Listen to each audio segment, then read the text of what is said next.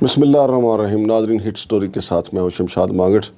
नाजरीन, आज मेरे साथ स्टूडियो में मौजूद हैं जनाब चौधरी यासीन साहब, जो पाकिस्तान वर्कर फेडरेशन के जनरल सेक्रेटरी भी हैं, लेकिन इस्लामाबाद में CDA के जो यूनियन है उसके भी रूह रवा हैं। मज़दूरों के ये इनको पीर माना जाता है, मज़दूर पूरे पाकिस्तान के जो मज़दूर हैं। आज हम इनसे मज़दूरों के हवाले से बातचीत करेंगे, जो इन्होंने की खिदमात हैं, जो इन्होंने मज़दूरों के लिए किया है। चौधरी साहब, ये बताएँ कि पहली बात तो ये है कि आप मज़दूरों के लीडर हैं, लेकिन महंगाई का एक तूफ़ान है, सैलाब है। अभी तक कोई ऐसा हुकूमत की तरफ से कोई पैकेज ऐलान नहीं किया गया कि देखें महंगाई तो 300-400-500% बढ़ गई है, लेकिन मज़दूर की तनख्वाह वहीं पे है। जिनकी आप क़यादत कर रहे हैं उनकी तनख्वाह वहीं पे है, और रोज़ाना की जो उजरत है मज़दूर की वो भी उतनी है। डेली वेजेस वाले वहीं खड़े हैं। इस सिलसिले में आपने कोई लाहे अमल बनाया? पहले तो मैं सबसे पहले शमशाद मांगट साहब आपका बहुत ही शुक्रगुज़ार हूँ कि आपने ये मुझे मौका फ़राहम किया कि मैं आज पाकिस्तान भर के मज़लूम मेहनत कशों की बात करूँ। मेरा ताल्लुक़ चूँकि मज़दूरों से है, और मैं CDA जो रावलपिंडी इस्लामाबाद का सबसे बड़ा अदारा है या सबसे बड़ी तंजीम है, मैं उसका भी मुंतखब जनरल सेक्रेटरी हूँ। पाकिस्तान वर्कर फेडरेशन जो पाकिस्तान की सबसे बड़ी नुमाइंदा तंजीम है और जो चारों सूबों के अंदर मौजूद है, जिसकी 8 रीजन्स हैं, मैं उसका भी मुंतखब जनरल सेक्रेटरी हूँ।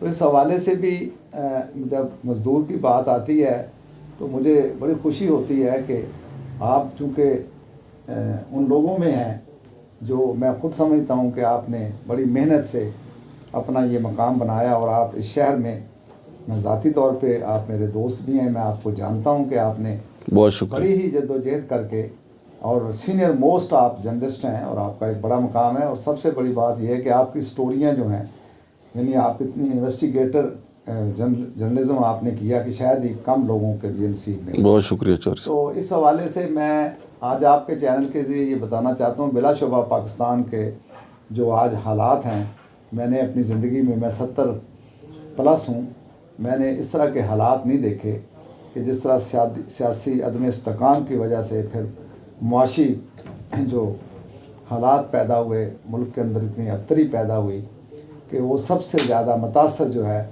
वो इस मुल्क का मिडिल क्लास का, लोअर मिडिल क्लास का मज़दूर जो है वो जी बिल्कुल मुतासर हुआ। तो मैं ज़ाती तौर पे भी समझता हूँ, और मुझे बहुत सारी जगह पे जाने का भी इत्तफाक हुआ। मैं आज आपके सामने उन मज़दूरों की बात करना चाहूँगा जो किसी इस मुल्क के अंदर करोड़ों की तादाद में हैं, लेकिन उनके ऊपर कोई लेबर लॉज का इतलाक़ नहीं है। ये बड़ी बदनसीबी है।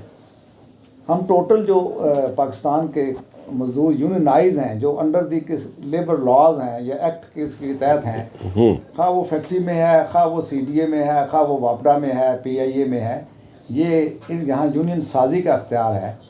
तो यकीनन जहाँ यूनियन साजी हो तो वहाँ कुछ ना कुछ मज़दूरों की आवाज़ उठती रहती है। लेकिन मैं उन मज़दूरों की बात करना चाहता हूँ जो आप भी देखते हैं, मैं भी देखता हूँ। पाकिस्तान के मुख्तलिफ़ चौकों में, ख़ासकर ये दारुल हुकूमत जो जहाँ पे हम और आप बसते हैं, यहाँ पे भी आपको चौकों में अपनी रोज़ी रोटी की तलाश में बैठे हुए नज़र आते हैं। राजा बाज़ार में, रावलपिंडी में नज़र आते हैं। तो ये किसी इनके ऊपर किसी कवानीन का इतलाक़ नहीं होता। अगर इनकी दिहाड़ी लग जाती है तो ठीक है, रोज़ी इनका चूल्हा जलता है, अदरवाइज़ बेचारे उनका कोई फरसाने हाल नहीं। इसी तरह कंस्ट्रक्शन का मज़दूर है जी, जो पाकिस्तान के अंदर बहुत बहुत बड़ी कंपनियों में काम करता है और यहाँ बड़ी बड़ी बिल्डिंग्स बनाता है। तो उनके ऊपर भी इसी तरह ये है कि बहुत कम जगह पे कंस्ट्रक्शन के शोबे में भी यूनियन वहाँ पे भी नहीं है। अगर वो दौरान सर्विस माजूर हो जाते हैं तो उनको एक कंपनसेशन एक्ट है, लेकिन उनको ये नहीं पता कि इस कंपनसेशन एक्ट जो है, जो इंडिया के वक्त का बना हुआ है, अभी तक वही चल रहा है, तो उसके तहत किस तरह वो मुआवजा लेना है।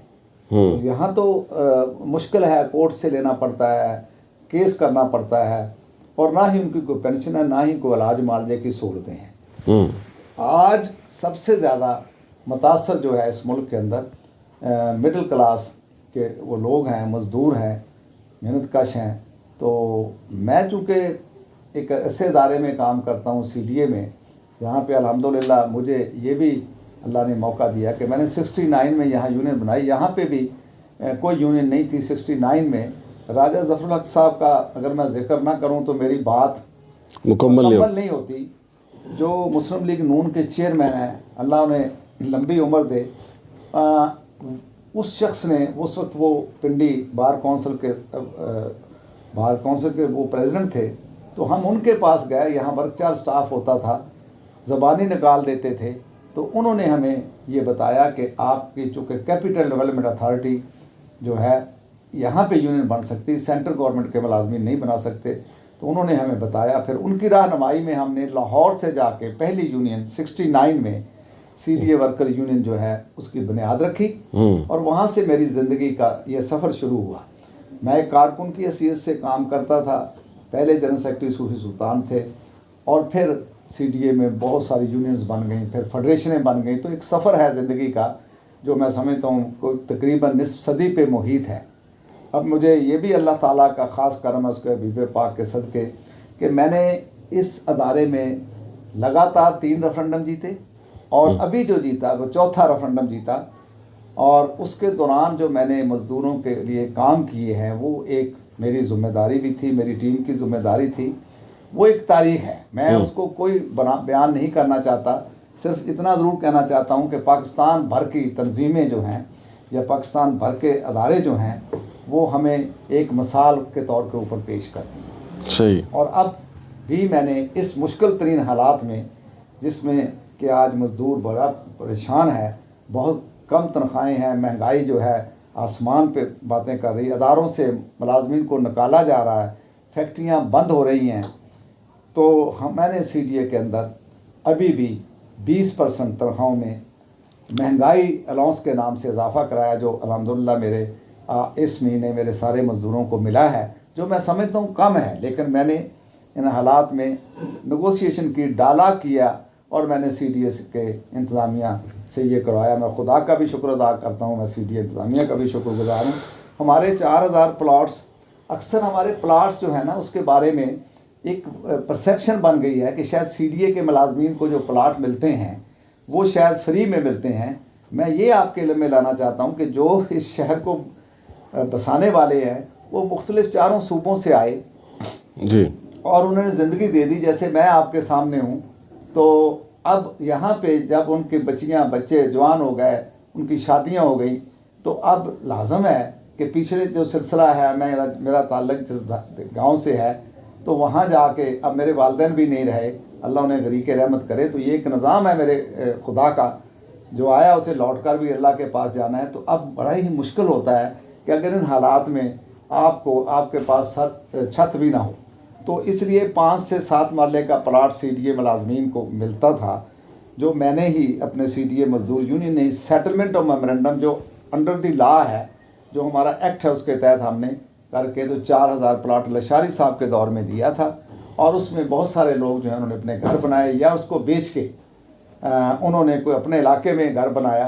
तो अब आगे ये सिलसिला इसलिए रुक गया कि ये जो अभी बात आपने जहाँ से शुरू की थी ना, कि आप मज़दूरों की आज हालात क्या है, तो आपका क्या लाएअमल है, मैं बिल्कुल इसका एतराफ़ करता हूँ कि हम करोड़ों की तादाद में मज़दूर हैं।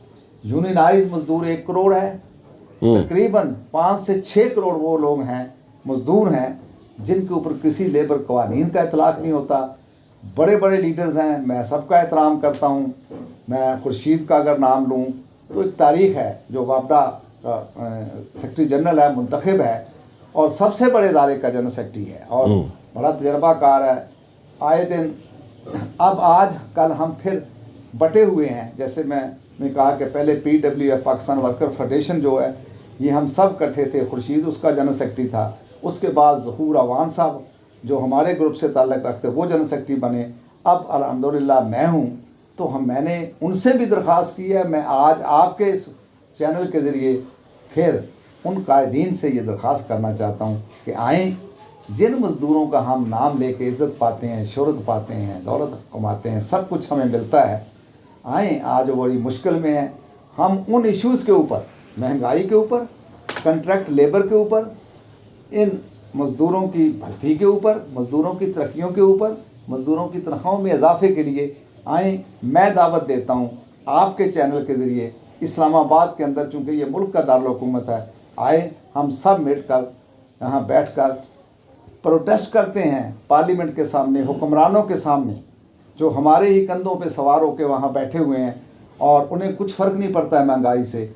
हम पिस गए हैं, हमारे खुदकुशियाँ हो रही हैं, हमारे चूल्हे बुझ गए हैं। तो मैं आज उनको यहाँ से बड़ी ही दर्द से, दिल से ये दावत देना चाहता हूँ कि वो आकर खुदारा एक आवाज़ बने। तो फिर मैं दावे से कहता हूँ, अल्लाह की मेहरबानी से जब हम इकट्ठे हो जाएंगे तो फिर हमारे मसाइल भी हल होंगे।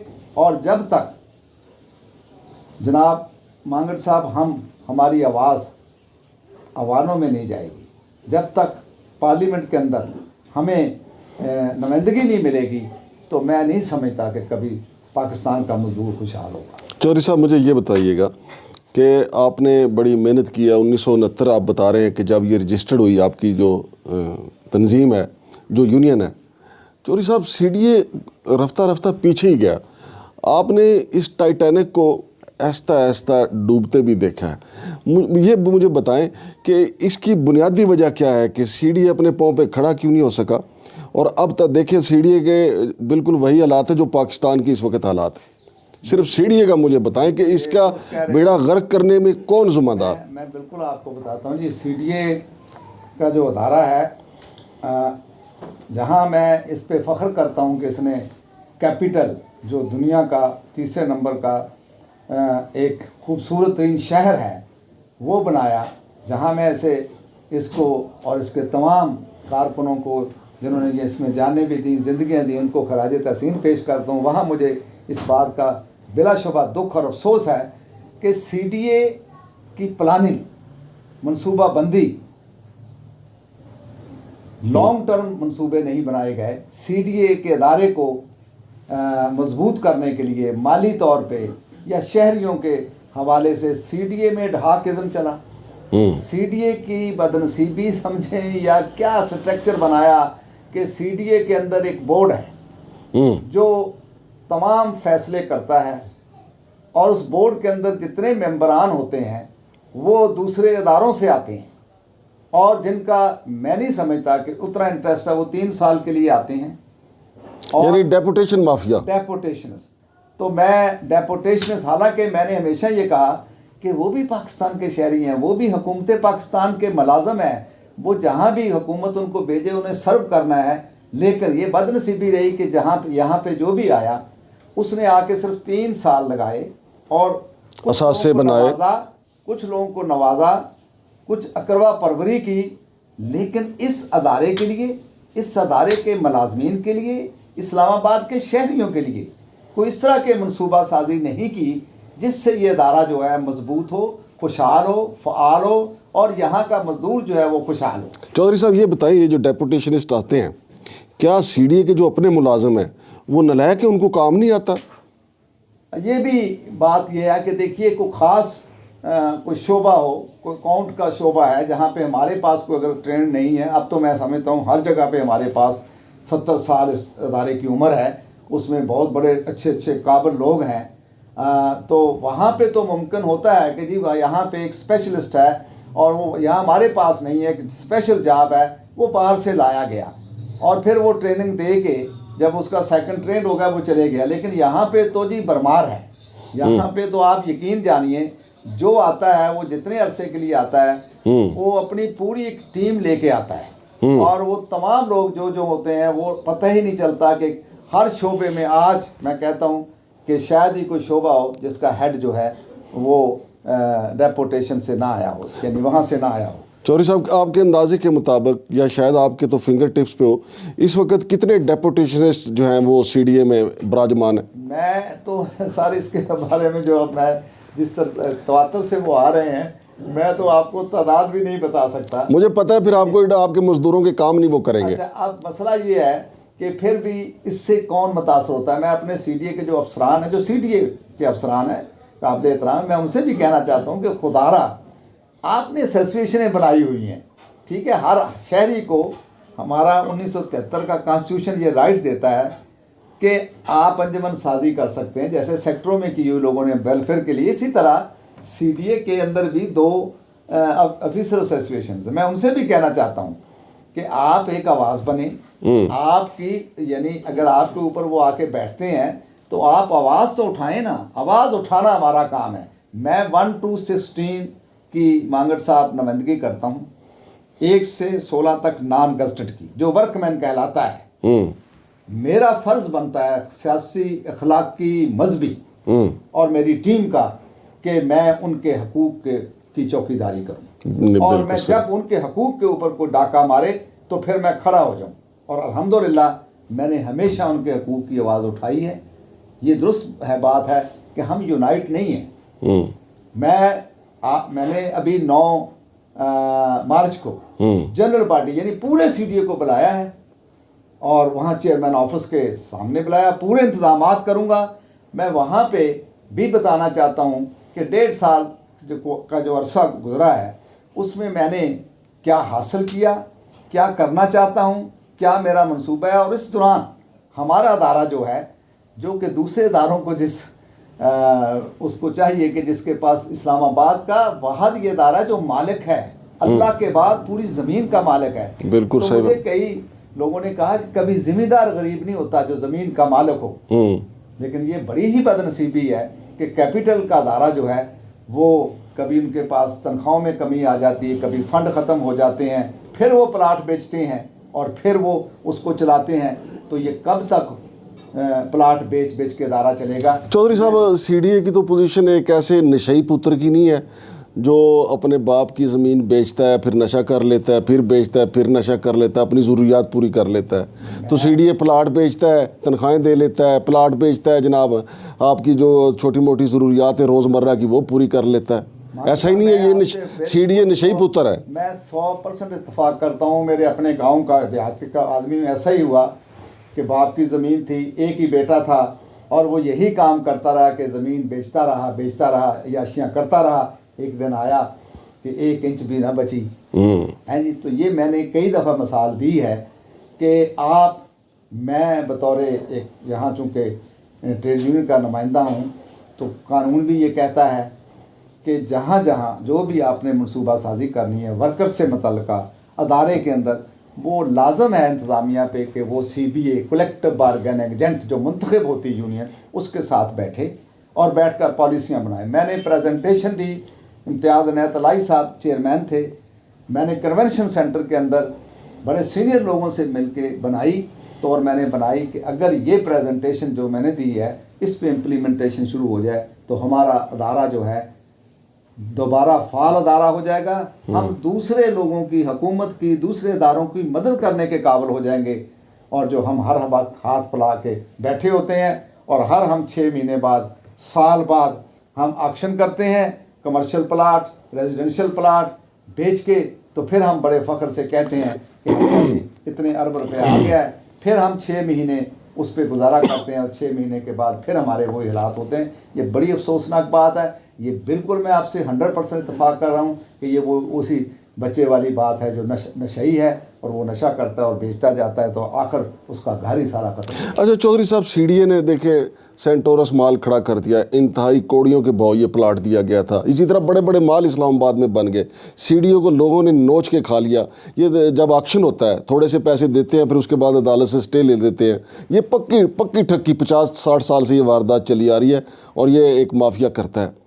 पर चौधरी साहब, आप चूँकि यूनियन के सदर हैं, जनरल सेक्रेटरी हैं और वर्करों के दिल की धड़कन है, आपने किसी अदालत से कोई रुजू नहीं किया कि जी CDA को नोचा जा रहा है, खाया जा रहा है? अदालत ही कोई आर्डर जारी कर दे कि CDA अपने माल बनाए और अपने माल का इसको लाखों करोड़ों रुपया इनको जनाब वो किराए की मद में आए। अब देखें सेंटोरस माल का आप किराया ले लें, सफ़ा गोल्ड माल का आप किराया ले लें, कितना है? वो तनख्वाहें तो ऐसे निकल सकती हैं। CDA अपने माल क्यों नहीं बनाता, अपनी चीज़ें क्यों नहीं बनाता? बिल्कुल आप दुरुस्त कह रहे हैं जी। मैंने तो इसके ऊपर तहरीरी तौर पे भी यानी कई दफ़े और ज़बानी तौर पे भी अपने जलसों के अंदर भी, मीटिंग्स के अंदर भी ये सब कुछ कहा कि CDA अपने शॉपिंग मॉल बनाए अपने। यानी जैसे मैं अभी आपको मिसाल देता हूँ, आप पारे में GTS का पुराना बस स्टैंड है, हाँ जी, वो आज तक GTS ख़त्म हो गई, हमारा है, वो आज तक वहाँ खाली है। लोग उसको कब्ज़े करके बैठे हुए हैं, पैसे कमाते हैं। और वो ऐसी जगह है कि अगर वहाँ सीडीए जॉइंट वेंचर करके आज के दौर में वहाँ ये बना ले, शॉपिंग मॉल बना ले, हाँ जी, तो मैं समझता हूँ कि वहाँ से हमें करोड़ों की आमदनी हो सकती है। बिल्कुल फिर सही। मैं कहता हूँ कि हर सेक्टर के अंदर जो भी सेक्टर्स हैं, पेट्रोल पंप के प्लॉट्स होते हैं, हाँ जी, सीडीए उनको अपने पेट्रोल पंप लगाए और अपने स्टाफ को भी रखे, या प्राइवेटली किसी को भी दे तो उसको रेंट पे दे। हाँ जी, और उनसे ताकि करोड़ों रुपए की आमदनी आ सकती है। मैं फिर कहता हूँ शादी हाल वो भी बनाए जा हमारे सकते। शहर की जरूरत भी है और कंपटीशन की भी जरूरत है। हाँ जी, अब आप देख लें कि आपके सामने थोड़ा सा आप आगे जाएं, गोल्डा स्टेट एग्जेम्प्टेड है, उन्होंने अपने असर सुख से वो इलाका एग्जेम्प्ट करवा लिया। वहाँ पे ज़मीन के ऊपर जो उन्होंने, जिनकी ज़मीन उन्होंने बेच के वहाँ से करोड़ों रुपया कमा रहे हैं। और अगर साथ ही साइड पे आप आए, चौक से साइड पे, वो सीडीए की जगह है। और सीडीए क्यों वहाँ प्लानिंग वाले क्यों नहीं ये करते कि वहाँ पे हम भी लीज के ऊपर किराए पे दें और वहाँ से हम कितना पैसा कमाएं और शहरियों को भी सहूलत हो जाए। जब ज़्यादा शादी हाल बनेंगे तो ये जो किराए इतने इतने लेते हैं तो वो कम हो जाएंगे। फिर मैंने इनसे कहा कम्युनिटी सेंटर, वेलफेयर सेंटर जैसे सेंटर गवर्नमेंट ने बनाए हुए हैं, एक आपारा में है, एक यहाँ पे यहाँ पे चौधरी रहमत अली है, एक G9 में है। तो वहाँ के जो मुलाजम हैं, सरकारी मुलाजम, ये मैं आपके इल्म में बात लाना चाहता हूँ आपके चैनल के ज़रिए सबके, कि वो वहाँ जो वेलफेयर के पैसे कटौती होती है तो उसमें से ये बने हैं। तो वहाँ सेंट्रल गवर्नमेंट के मुलाजम जो हैं, उनकी अगर बच्चे की शादी हो तो उससे 8,000 रुपया किराया लिया जाता है। अगर मैं और आप जो आम शहरी हैं वहाँ शादी करते हैं तो हमसे ज़्यादा पैसे 30,000 35,000 रुपया लिया जाता है। तो सीडीए जो शहर का मालिक है, हाँ, अगर वो हर सेक्टर के अंदर इस तरह के कम्युनिटी सेंटर बना दे, जैसे मैं कराची गया तो वहाँ केडीए ने, कराची डेवलपमेंट अथॉरिटी ने, न सिर्फ शादी हाल बनाए हैं, उसमें मुलाजमीन को कंसेशन दी है, पब्लिक से वो ज़्यादा पैसे लेते हैं, बल्कि वहाँ लोगों के लिए, मुलाजमीन की तफरीह के लिए क्लबें बनाई। यहाँ सिर्फ अफसरान के लिए बनती हैं। ये उनके प्रॉब्लम नहीं है, ये बड़े लोगों के ऐसे इश्यूज़ है ही नहीं। ये मेरा गरीब का, मज़दूर का, ये शहरियों का ये प्रॉब्लम्स हैं। तो इसके ऊपर मैंने जनाब मांगड़ साहब कई दफ़ा आवाज़ उठाई है। मैं ये कहना चाहता हूँ कि सबको इस पे आवाज़ उठानी चाहिए। मैं अदारे के अंदर मैंने एक पूरी प्रेजेंटेशन जो दी थी, उसके अंदर भी ये तमाम बातें जो आपने अभी निशानदेही की और बड़ी परफेक्ट की है। मैं खुदा की कसम उठाकर कहता हूँ कि मैंने ये कन्वेंशन सेंटर के अंदर ये तमाम चीज़ें आप जैसे सीनियर लोगों से पूछ के कि मैं प्रेजेंटेशन देना चाहता हूँ। इस अदारे को, जो कौमी अदारा है, जो पाकिस्तान का अदारा, जो मेरा और आप सब का अदारा है, इसको डूबने से कैसे बचाया जाए। तो फिर जैसे मुझे लोगों ने बताया तो फिर मैंने उसके ऊपर एक प्रेजेंटेशन बनाई। फिर मैंने इनसे टाइम लिया। ये तमाम चीज़ें जो आपने अभी निशानदेही की और फरमाया कि क्यों सीडीए अपने शॉपिंग मॉल नहीं बनाता, क्यों सीडीए गरीब अदारा बनता जा रहा, सीडीए पूरी ज़मीन का मालिक हो के यहाँ से लोग अरबोंपति और करोड़ोंपति बन गए हैं। ये जो ऊपर होटल बनते हैं, मीनार बन गया, फलां बन गया, सारे ये सब सीडीए ने ही बना के लोगों को दिए इसके ऊपर। और आज देखें वो कहाँ से कहाँ पहुँच गए। ये सारा मैंने इस्तांबुल के अंदर देखा, ये मैंने वहाँ देखा कि वहाँ सरकारी तौर पे ये ऐसी तरह के वहाँ शहर हैं। तो वहाँ देखा, मेरे साथ वो अफसर भट्ट साहब थे, उनको पता है कि वो सारे बल्दिया के हैं, यानी वहाँ के अदारे के हैं, और वहाँ एम्प्लॉइज़ भी हैं और लोग वो करोड़ों रुपया वहाँ से इनकम भी इनको आती है। अच्छा चौधरी साहब, सीडीए की बर्बादी की एक वजह करप्शन भी है। आप तो चश्मदीद गवाह हैं कि 100 से ज़्यादा इंक्वायरियाँ जो हैं वो सीडीए अफसरान की अभी तक पेंडिंग में पड़ी हुई हैं। लेकिन सीडीए का एक कानून भी है कि सीडीए का जो अफसर रिटायर होता है उसके साथ ही उसकी इंक्वायरी भी रिटायर हो जाती है। चौधरी साहब, जब इंक्वायरी शुरू होती है तो आप चूँकि ऐनी शाहिद हैं, जैसा कि मैंने कहा, आपको पता है कि इदारे की तबाही की क्या वजूहत हैं। तो करप्शन ने जहां हमारे मुल्क की जड़ें खोखली की हैं तो सीडीए की भी तो जड़ें खोखली की हैं।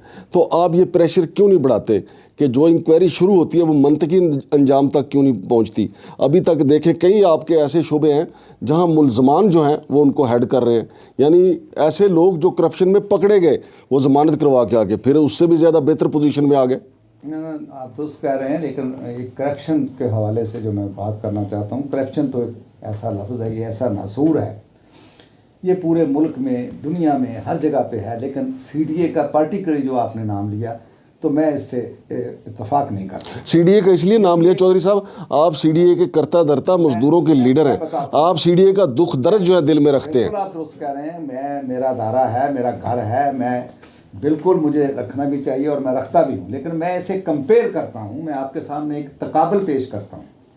अब ये सीडीए का जो अदारा है, इसमें बिलाशुबा अच्छे और बुरे लोग भी हैं, बहुत काबिल लोग भी हैं, बहुत ऐसे लोग भी हैं, यकीनन उसमें कुछ करप्ट भी लोग होंगे जिनका दाव लगता कुछ नहीं सर, ज्यादा यकीन माने। नहीं, मैं इससे चौधरी साहब करता, मैं बताना चाहूँगा ना आपको। देखिए PWD, पाक PWD हमारे जैसा अदारा है जी, बिल्कुल वो भी सही। हमारे मुल्क का दायरा है, मेरा दायरा है, मैं वापडा भी हमारा दायरा है, और भी शहर के अंदर हमारी वजारतें हैं सारी, मैं एक एक को जानता भी हूँ, चूँकि शहर में मैं 52 साल से रह रहा हूँ, इस शहर में निस्फ सदी से ज़्यादा से रह रहा हूँ।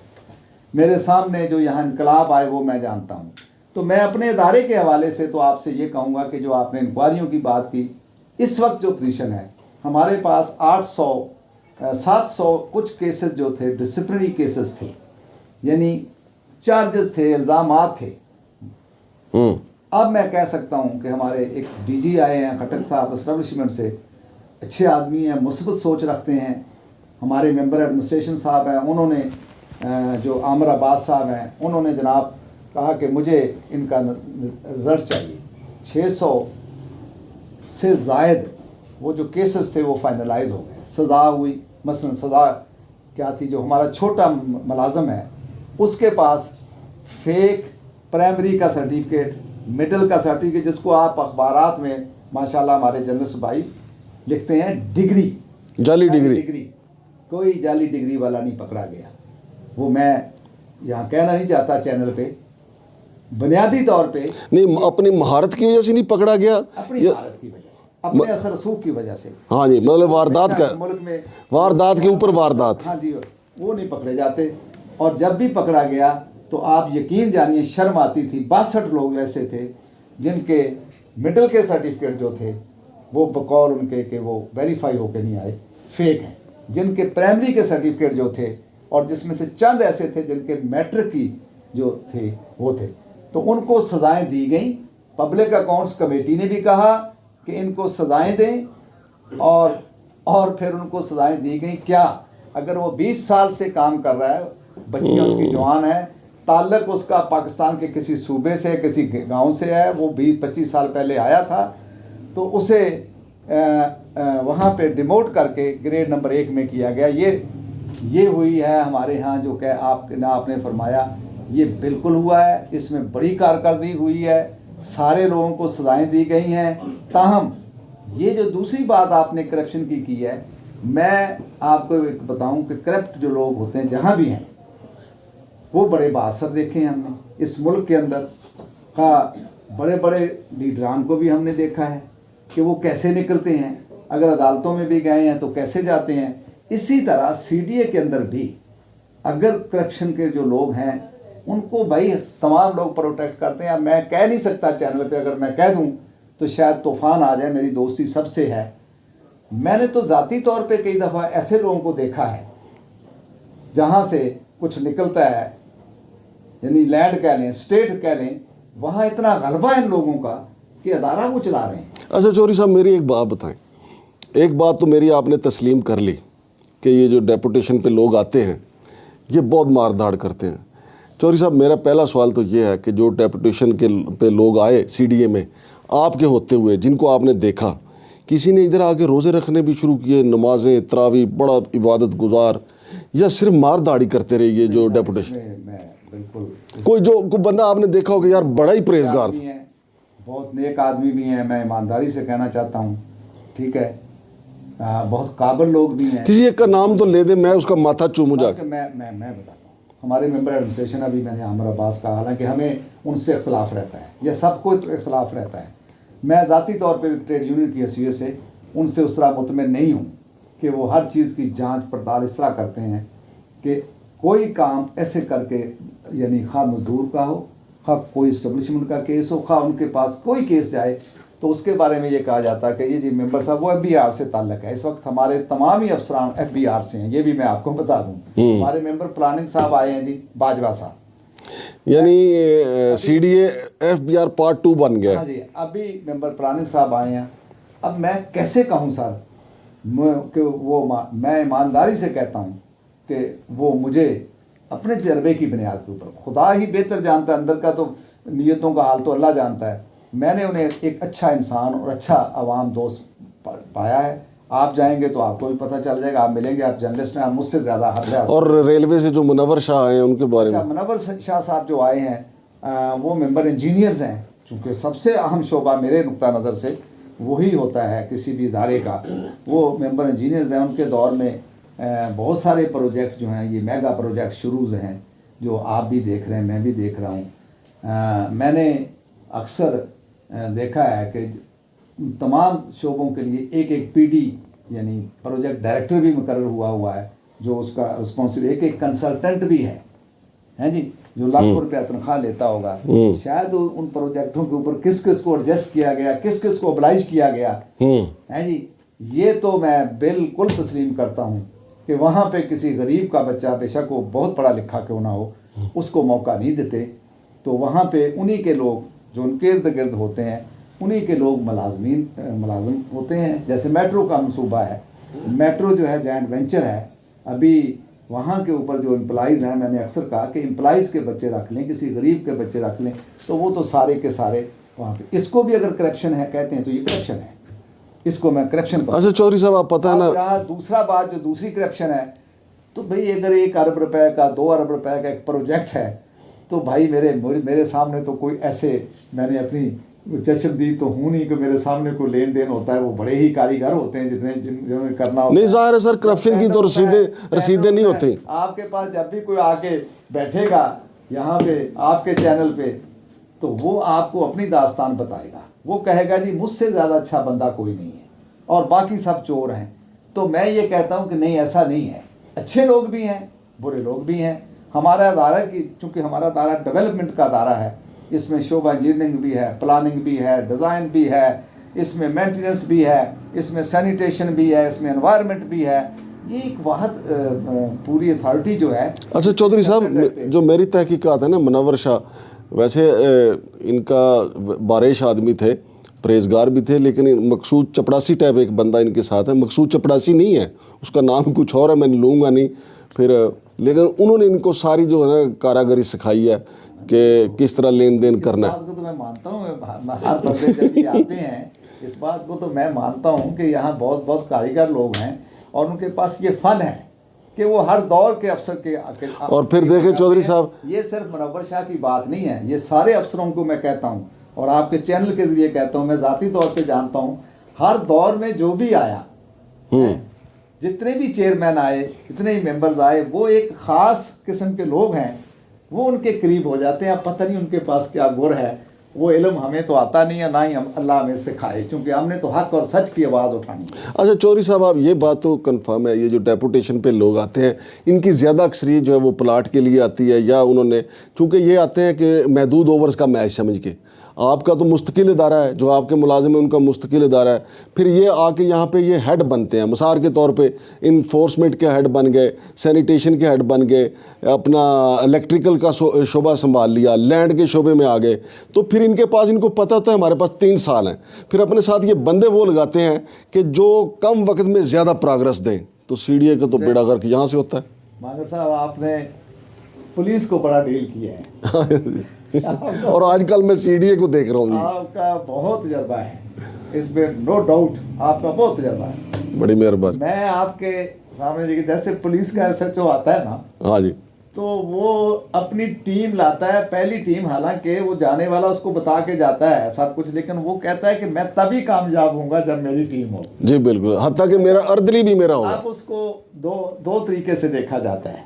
एक तो ये है कि वो हमारे लिए काम करेगा जिस तरह मैं कहूँगा, एक ये होता है कि भाई वो समझता है कि जो मेरे साथ काम करने फलां बड़े एफिशिएंट लोग हैं, मेरी कारकर्दगी में इजाफा होगा। ये 2 किस्म की बातें मैंने भी थाने में देखी हैं। इसी तरह CDA में जो आते हैं, आपने दुरुस्त फरमाया कि वो भी कोशिश करते हैं कि हम पूरी टीम जो है ना अपने इर्द गिर्द अपनी ही लाएं। बिल्कुल ठीक है जी, अच्छी बात है। अगर वो इस नुक्ता नज़र से आए कि इस अदारे में वो सरकार का मुलाजम है, खा मिनिस्ट्री साइंस एंड टेक्नोलॉजी में है, खा किसी और अदारे में है, खा कहीं है, वो सर्व करता है अवाम को। बिल्कुल। वो CDA में भी आके अवाम को सर्व करे। अवाम CDA की अदारे जो गवर्नमेंट ऑफ पाकिस्तान का अदारा है, फैक्ट्री नहीं है किसी की, और उसको उस अंदाज में चलाए, उसके लिए बेहतर पॉलिसियाँ लाए अपने विजन के मुताबिक। इस अदारे को जो गैर फाल हो चुका है, जो क्लैप्स होने के करीब है, अगर प्लाट ना बिकें तो फिर क्लैप्स है ना। हाँ तो बिल्कुल फिर सही बात। इसको इस तरीके से बना जाए कि आने वाली नस्लें भी कहें कि वो जो लोग आए थे उन्होंने ये पॉलिसियाँ बना दी देर बाद, जिससे ये अदारा हमारा दिन ब दिन आगे तरक्की कर रहा है। मैं बतौर एक मजदूर के नुमाइंदे की 15,000 के मुंतखब जनरल सेक्रेटरी की हैसियत से इस प्लेटफार्म से ये CDA के चेयरमैन जो मौजूदा आए हैं बहुत एक्टिव है, उनकी अच्छी शोहरत पाई है। मेरी एक ही उनसे मुलाकात हुई जो वेलकम की होती है, मैंने उन्हें बड़ा ही बाअखलाक अच्छा पाया। और उन्हें अब वो सुबह कहीं 8 बजे पहुंचे होते हैं, कहीं 11 बजे अचानक पहुंच रहे हैं, जिससे थोड़ा सा थरथली मची है। मैं उनसे कहना चाहता हूं, नूरुल अमीन मैंगल साहब से, कि हम आपके दस्तों बाजू हैं, ये अदारा कारकुनों का है, आप हमारे सरबराह हैं। मैं मुंतखब जनरल सेक्रेटरी की हैसियत से आपको कहना चाहता हूं कि आप हमारे साथ बैठें, हमें टाइम दें, हम आपको बताएंगे कि इस अदारे के अंदर जो 70 साल जिसकी उम्र हो चुकी है, जो आज भी हर वक्त मुश्किलात का शिकार है, इस मुश्किलात को कैसे दूर करना है। अगर आपने बहुत सारी जगह पे काम किया, आपका तजर्बा भी है, आप मेहनती भी हैं, और अगर आपने इस अदारे को ठीक कर दिया, यही मैं मेंबर प्लानिंग साहब बाजवा साहब से कहना चाहता हूँ कि आपने हौसन फाउंडेशन में काम किया, वहाँ की यूनियन के लोगों से, मेरे साथ वो एफिलिएटेड हैं, मैंने उनसे पूछा तो उन्होंने आपके बारे में ये कहा कि ये बहुत अच्छा इंसान है, अच्छी पॉलिसियाँ इसने बनाई, ये मजदूरों का दोस्त है, ये अवाम का दोस्त है।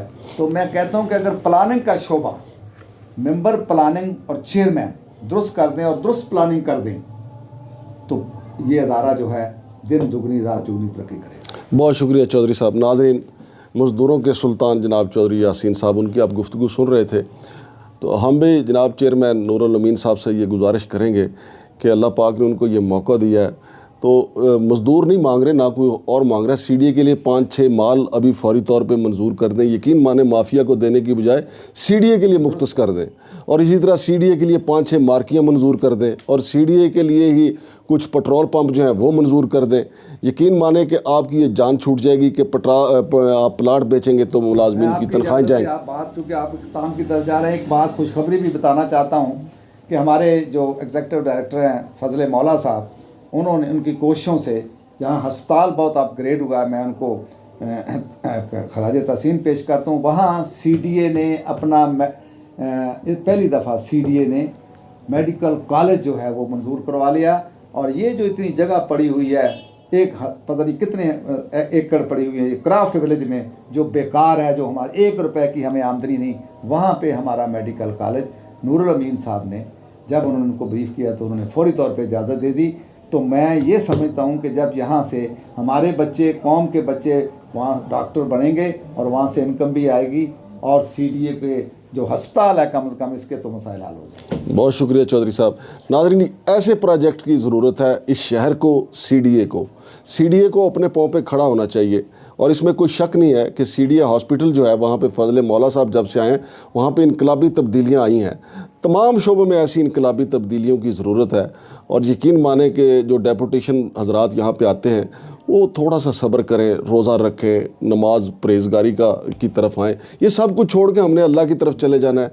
आप लोग समझते हैं कि जनाब वक्त कम है, 200 करोड़ का आप अपना टारगेट सेट करते हैं, T20 बना के आप खेलते हैं, उससे CDA बिल्कुल नीचे चला जाता है। जनाब चेयरमैन साहब, इन पे नज़र रखें। जो डेपुटेशन पे आए हूँ, मैं आपसे बार बार कह रहा हूँ, और मैं आपको बताऊँगा। देखें, आपके कई अफसरान ने तो सेंटोरस में फ़्लैट ले रखे हैं, वो सारी जो दिहाड़ीदारी है वहाँ पे कुछ लैंड के लोग हैं, कुछ आपके दीगर शोबा जात के लोग हैं, ठेकेदारी का सिस्टम भी वहीं से जाके चलता है।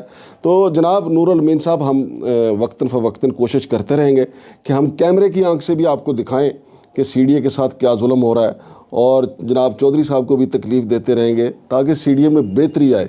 हमारा काम निशानदेही करके CDA को तबाह करना नहीं, निशानदेही का मकसद ये है कि उस बुराई को दूर कर दिया जाए। तो इंशाअल्लाह हमारी ये कोशिश जारी रहेगी। शमशाद मांगट को इजाज़त दीजिए। अल्लाह हाफ़िज़।